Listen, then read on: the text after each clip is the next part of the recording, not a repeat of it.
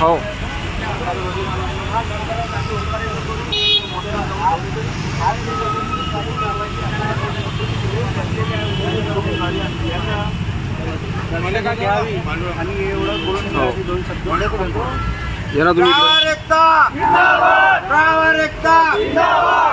Doctor Babasaheb आंबेडकरांचा, शिवाजी छत्रपती महाराजांचा.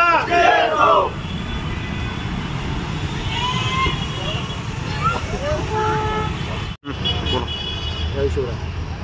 अमरावती वाहन चालक कृती समिती गेल्या 3 तारखेपासून विकेंद्रण कायदा या विरोधात आंदोलन छेडलेले आहे.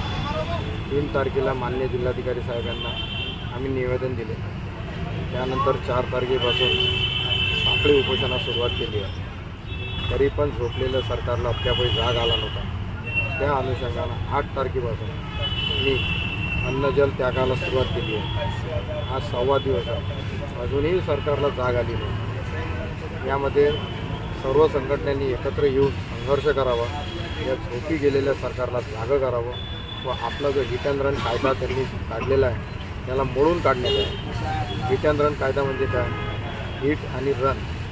कुठलाही ड्रायव्हर स्वतःहून रोडवरच्या मेलेल्या जनावरावर सुद्धा गाडी नेत नाही तर जिवंत व्यक्तीवर गाडी कशी चालवणार? आणि हे जी घाट ॲक्सिडेंटला काय म्हटलं जाते? अपघात म्हटलं जातो, दुर्घटना म्हटली जाते. कुठलीही घटना न घडवणे आणि अचानक होणे याला दुर्घटना म्हटलं जाते.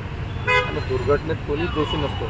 चुकून घडली त्याला दुर्घटना म्हटलं जातं. अशा याच्यात त्यांनी प्रावधान केलं तर ड्रायव्हरकडून घटना जर घडली आणि तो जर ॲक्सिडेंट करून किंवा घटना घडून पळाला तर त्याला 10 वर्षाची सक्त समजुरी शिक्षा आणि 7 लाख रुपये दंड.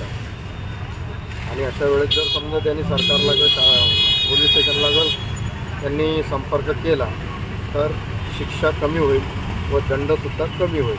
पण दोन्ही याच्यात घटना लागूच आहे शिक्षा. पण मला एक सांगा, तुमच्या माध्यमातून सांगू इच्छितो तर ड्रायव्हरकडे जर 7 लाख रुपये असते तर तो वाहन चालक बनला कसा असता? त्यांनी स्वतःचा काही ना काही उद्योग केला असता. आणि 10 वर्षाची सजा जर माझ्या या वयात जर माझ्याकडून घातपात झाला आणि 10 वर्षाची जर सजा लागली तर माझी मुलगी बरोबरीची आहे, माझा मुलगा लहान आहे, यांच्याकडे कोण बघणार? मी 10 वर्षासाठी आत गेलो आणि तिथून जर समजा 10 वर्षात मी जर मृत्युमुखी पडलो तर माझं शरीरच येईन ना घरी. माझ्या मागं माझी मुलं आहे, माझे आईवडील आहे, माझी पत्नी आहे. या परिवाराचं पालनपोषण कोण करणार आहे? कारण ॲक्सिडेंट तुम्ही काही जाणून बुजून नाही गेला ना. न होणारी घटना आहे ती घडली आणि एकाच्या चुकीमुळं होत नाही. टाळी कधी एका हातानं वाचत नसते.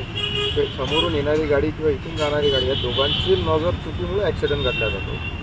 पण या क्रूर सरकारनं जो आमच्या ड्रायव्हर बांधवावर केलेला अत्याचार आहे यावर सर्व मिळून आपण घात करू व आपले जे काय आपले हिट अँड रन कायदा आहे याला मोडीस पाडू. आणि आता 6वा दिवस आहे.